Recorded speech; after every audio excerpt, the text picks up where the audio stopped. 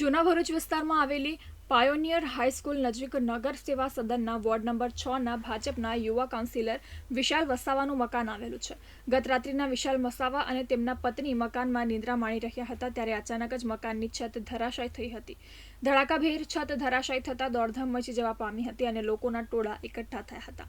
આ અંગેની જાણ ફાયર વિભાગને કરવામાં આવતા તેઓ ઘટનાસ્થળે દોડી આવ્યા હતા અને કાટમાળ નીચેથી વિશાલ તેમજ તેમના પત્નીને બહાર કાઢ્યા હતા. બંનેને સારવાર અર્થે સિવિલ હોસ્પિટલ ખસેડવામાં આવ્યા હતા. જોકે કાઉન્સિલર વિશાલ વસાવાનું ગંભીર ઈજાના પગલે મોત નીપજ્યું હતું, જ્યારે તેમના પત્ની હાલ સારવાર હેઠળ છે. આ અંગેની જાણ થતાની સાથે જ ભરૂચ જિલ્લા ભારતીય જનતા પાર્ટીના પ્રમુખ પ્રકાશ મોદી સહિતના આગેવાનો પણ સિવિલ હોસ્પિટલ દોડી ગયા હતા. કાઉન્સિલર વિકાસ વિશાલ વસાવાનું આકસ્મિક રીતે મોત થતાં ભાજપમાં ઘેરા શોકની લાગણી જોવા મળી રહી છે. બનાવની તપાસ ભરૂચ શહેર એ ડિવિઝન પોલીસે ચલાવી રહી છે.